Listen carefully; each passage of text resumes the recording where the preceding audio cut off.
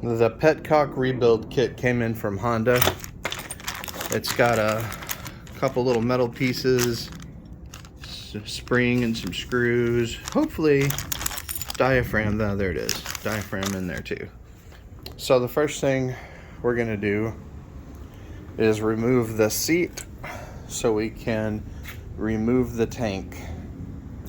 And if you haven't done it on a Valkyrie, there's a key slot right there for the seat. Just turn that and it releases the spring. It takes two hands to do. You have to turn this and keep it turned while you lift up on the seat. Kind of hard to do it holding a camera. So I'm going to take off the seat and then I'll show you how to do the tank. There's probably plenty of videos on removing the tank, so I'll go quick. But once you get the seat off, this on my bike is a 12 millimeter and this is an 8 millimeter. I don't know if that's standard, but that's what I've got.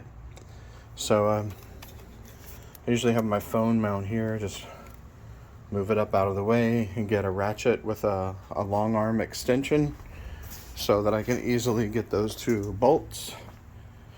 Ratchet like this, 12 millimeter and an 8 millimeter. And I'll show you what to do once the tank is loose. Okay, here's what I learned. I tried prying up on the tank a little bit. I remember I've done this before. I've had a Valkyrie before, years and years ago, like, I don't know, 10 years ago. And I remember you have to take this up and stick something under it. I'm going to put this knee pad under it to hold it up. But it won't come. I think it's stuck on the petcock. I kind of remember now you have to take the petcock off. So I'm going to do that next. I know there is I don't know if you can see it. There is a Phillips head screw in there, way inside that tube. I was trying to see if I could turn the light on and if maybe, oh yeah, there you go. So I'm going to put a screwdriver down there, unscrew that. This piece should come out, and then I think there's two or three of these bolts are holding it on, and I'll take it off and then see if I can lift the tank up. I was halfway right. Once I unscrewed this whole thing just flopped down. It's only being held on by one bolt here, and it's barely on there. This piece won't come out because there is a little cotter pin right here. I need to squeeze that cotter pin and then I can pull that out. And I think I'm going to want to do that because if I remember right, it's really hard to reach all the tubes. There's the fuel line and there's like a vent line and something else up there that I have to reach. That's the fuel line. And it's real hard to maneuver, so everything I can get out of here, the better. So I'm going to go ahead and squeeze that cotter pin and pull this out. And I'm probably go ahead and unbolt this too, just to get the rest of this out of the way. Look what I found when I pulled this out. Somebody put a zip tie on the end of this. So it doesn't seem like it's cracked. Those are just scrapes, not cracks. I know that looks like it was a crack, but it's just a scrape. Maybe they did it as a preventative measure to keep it from cracking. This feels plastic. This isn't metal. This looks metal probably, but this is plastic, so I could see it cracking. And that square fits on the fuel valve right there and turns that. So I can definitely see you try to turn that too hard or too quick or something. In fact, that square looks a little wallowed out. Looks more like a baseball diamond than a square. Why won't this thing focus on it? Focus right here. Sorry, I won't focus on it. There we go. So, yeah, I might need to see if I can order a new one of these. This should be pretty cheap. See if I can order one. How do you get the hoses off?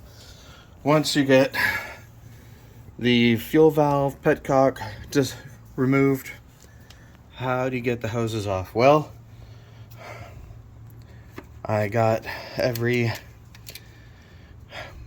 type of needle nose plier and regular pliers, get them all ready, and then I lay on the ground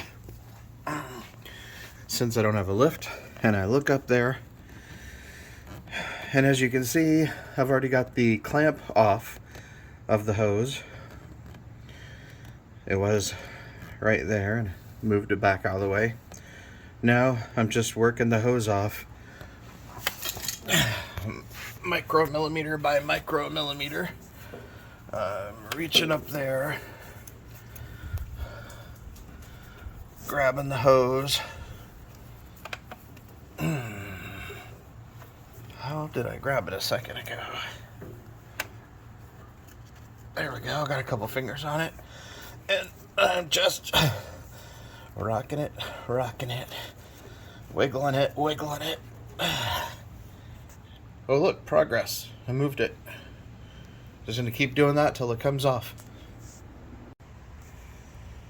Okay, I wiggled the fuel hose till it came loose. And now I found two more hoses. There's one at the back, right here. And it looks like the clamp was already way away from where it needed to be. And then there's another one coming in on the side of the petcock. And you can see the finger clamp there. So I can't hold the phone and do this, but I'm gonna have to reach in there and just wiggle that loose as well. So that third line that I found, that's near the very, very back of the tank, I pulled on it, and this came completely out. So that didn't go to anything. That must be the tank vent line. Not even really sure that even needs to be on there. I know this bike has been desmogged. The previous owner took out all these little tubes that used to run around like octopus in there. So maybe that went to something that was removed during the desmog. I don't know, but I guess I'll leave it on, and it can just hang down near the bottom where the dragon snot comes out, right there. Because just in case there's any drips or anything that come out of this, does look kind of wet here at the end. So I guess I wouldn't want that dripping right there if it does drip. I don't know. But they didn't even bother to reclamp the clamp, so it can't be that critical. I just thought that was interesting. Okay, next I gotta lift the tank off of the bike. I'm gonna put it on this table here that I've prepared. There is a pan down there, a lid actually, in case it drips, and I'll probably be emptying the fuel at some point, so it'll help catch fuel. I mean, there's no problem with fuel on a rug, or I've got a leaking fork or fork oil, but still try to catch it.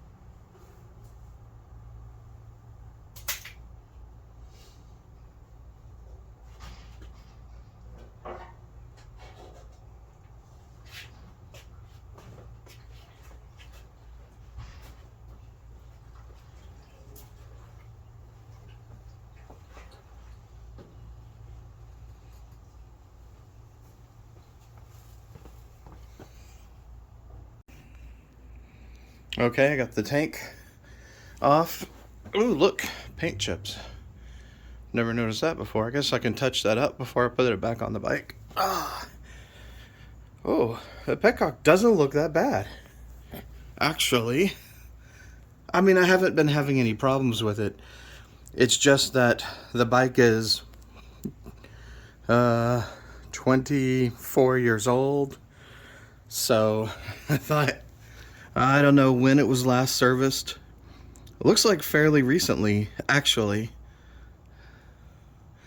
But I thought I'd still take it apart and see, just because I don't know. But I would say that looks like that's been replaced recently, in the last year anyway.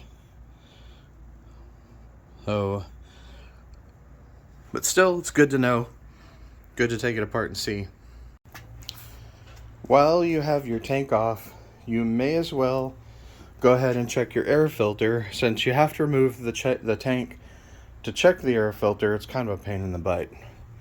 It looks like all I need is some Phillips head screwdrivers, and there's 1, 2, 3, 4, 5, 6, 7 or 8 screws, and then I can take this top cover off and see what the air filter looks like. I'm glad I took the tank off, even if the petcock was in good shape, because look at all these scratches. And while I've got the tank off, I can sand all of these, sand the rust off, and then do some touch-up paint so that that doesn't rust. I was working on my bike today, and I noticed something very concerning. These air intakes from where the air filter goes, they come down right here above the carburetors. And this, I took the metal clamp off of this one, but look, I haven't touched this one, and it's super loose. That is not an airtight seal. This one is loose too. I don't know, can you see that moving? Let me turn on the light. Look at that. What is going on here? It's almost like this wasn't seated down far enough for these to clamp where they should. I'm guessing, though. Okay, let me tell you what's been happening. I got sidetracked. I checked the air cleaner and the air filter, and it was fine. And then I noticed that these inlets were not completely sealed onto the tops of the carburetors. I could literally wiggle them like this. So I took this whole airbox out and was just inspecting everything to see if there was anything else messed up. Everything else is fine. It's just only one of these was actually sealing onto the carburetor inlet. So it's almost like this box won't go down far enough for these to fit on properly, but I'm just going to struggle and force it and kind of push it and make it work. While I've got the tank off, show you how to test the petcock. This is the fuel out, and I just ran a little hose down to a fuel tank. This is your vacuum tube. So when your petcock is on, in the on position, it won't let any fuel drain out unless there's suction on that tube right there. So my very, very low-tech test for this, I don't know if you can see this or not, but it's the best I can do. Okay, here's a good view. So I have this little tube that I dried out and cleaned up. I'm going to put it on the suction. It doesn't fit really good. I have to hold it on there. But watch the main fuel out. When I suck on this, hopefully the camera picked up that fuel. And as soon as I quit, the fuel stops going. So that tells me that Right now that petcock is working correctly. There's nothing messing, the diaphragm's unbroken. There's no grit or dirt in there. There's no gunk.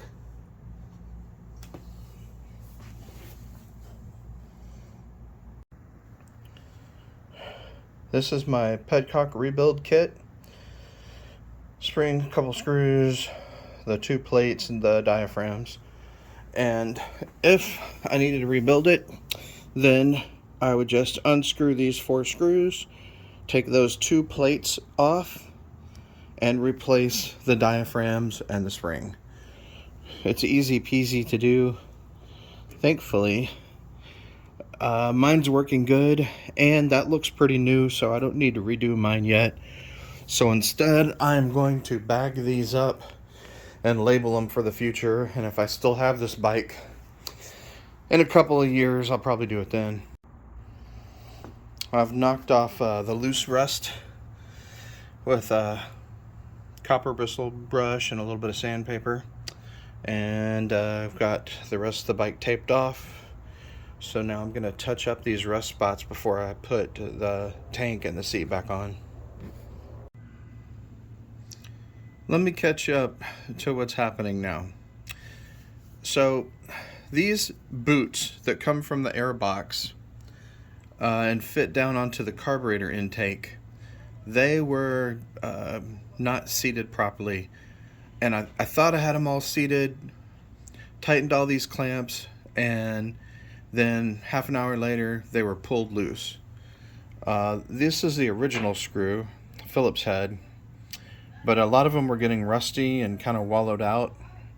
So I went to Ace and found these. They're hex head, but it's the thread's 4mm. So that fits, and I've got 5 of them in. What I had to do, I got on Valkyrie Rider Cruiser Club, VRCC, and learned about this strap trick to hold the airbox down until you get all 6 tight, real tight. The airbox wants to kind of pull up, just gradually kind of, it's not sitting on anything, but something makes it doesn't fit in deep enough in there. And it wouldn't be a big deal if I had somebody to help me. I just have them push on it. But I'm by myself, so I had to use this strap. Well, I got 2 grown men that live here that used to be teenage boys, and they won't move out. But getting one of them to come out and help me would be like a punishment or something. I don't want to work on anything mechanical. I don't understand. When I was a kid, I wanted to learn how my papa did stuff. Raised by my papa, and I wanted to go out there and do papa stuff, but anyway, I'm having trouble with this one because of the angle it's at. I can't fit my tool under the strap to get to it very well. So I got to try to find a 90-degree that will hold that teeny tiny little Allen head. So I can tighten this up a little bit more. You know, maybe there's a accountant's kid somewhere that only wants to work on cars, and that accountant is like, why can't my kids see the joy of numbers, the truth of numbers? Numbers never lie, or something. And the kid's like, oh, I hate numbers, I just want to work on cars. But my kids are not like that. Nope. Anyways, so I just want to kind of point out the biggest pain in the butt so far of this whole deal has been this airbox. It has 1 screw to hold it in the back, nothing to hold it in the front. So when I undo those straps, the front wants to just kind of ease up and pull all these loose. Hopefully I have them clamped tight enough that that won't happen this time. I gotta finish this one and then we'll see. When putting the seal back on, I don't know what lettering they're talking about, but this looks more like a ridge, and that seems more like a lip. on this side. So on my new seals, I think it lines up like this. It seems more like a ridge, whereas that seems more like a lip. So I'm gonna line them up like this.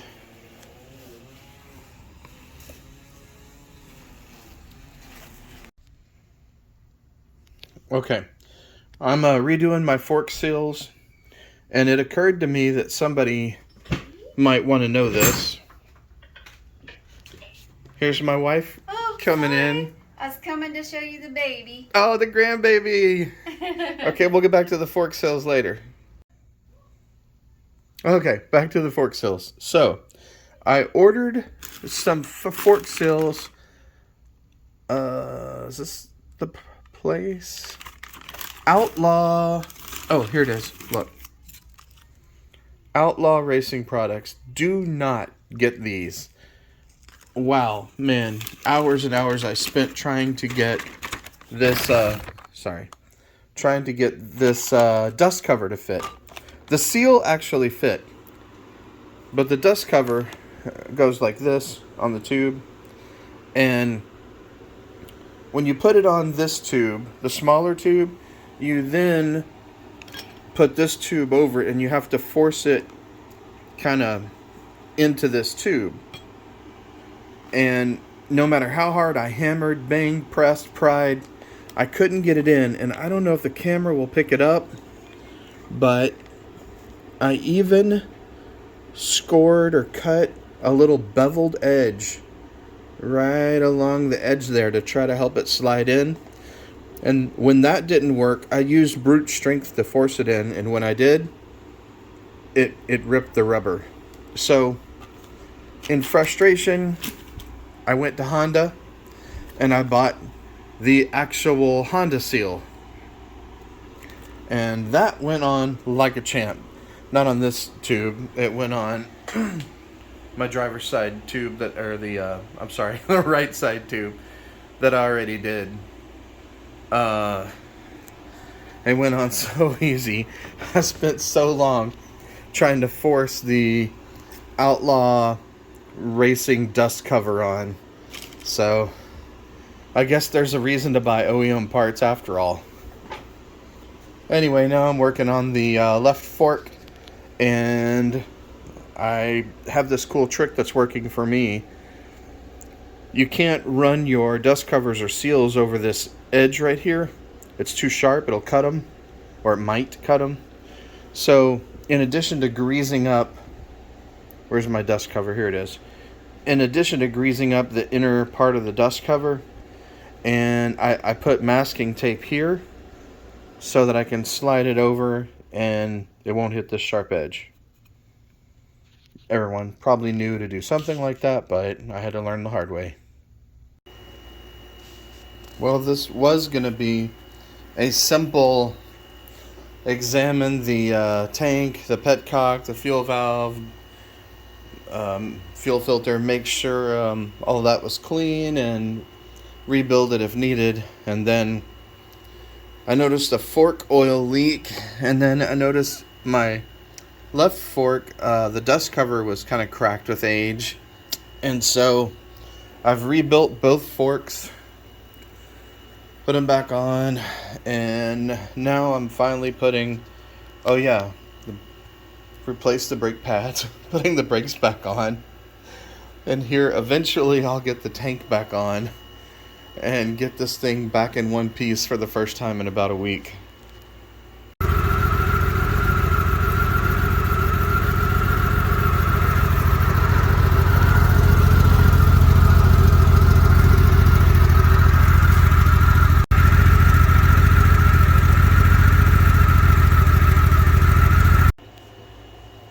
So I did all this stuff. I did the seals and bushings, replaced the fork oil, cleaned the fuel valve,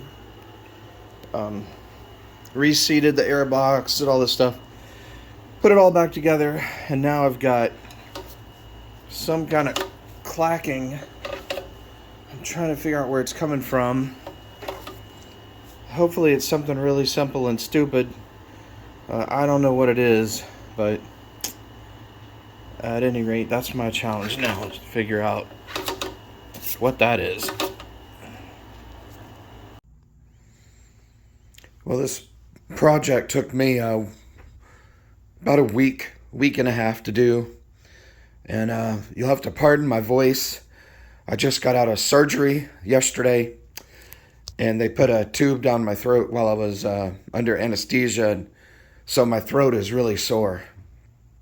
And anyway, I wanted to kind of wrap up this project. I did the brakes, the forks, the air filter, airbox, fuel tank, petcock. I think that's everything. The roughest thing was getting the airbox down far enough to get these seals to clamp tightly on the top of the inlets. That was really tricky. There was a strap trick that I used to do that. And then I didn't get one of my brake calipers clean enough, and so the two pistons, one wasn't retracting, and it was keeping the brake pad pressed against the rotor and making a horrible clattering sound. And I noticed my tires were from 2011, so then I had to go get new tires. Oh man, it's just been one thing after another, but now I have new fork bearing, or not bearings, what do you call those? Little sliders, I can't think, bushings, and seals and dust covers and new oil. And I topped off my brake fluid oil. I think I still have a little bit of air in the line. It's not quite as hard as I would like it, so I'll probably bleed the lines a little bit more. But I've got new brake oil, new brake pads, new fork oil. My air filter was clean, so nothing to do there. Petcock was in good shape. I'm now sealing. My intakes are now sealed, so that should help a lot. The bike starts now with the press of a button instead of me having to try 7 or 8 times to start it. So that's a huge improvement anyway. Overall, huge success. I'm a lot more confident of the bike now and ready to take it up to Tail of the Dragon in North Carolina and ready to take it on some Valkyrie rallies.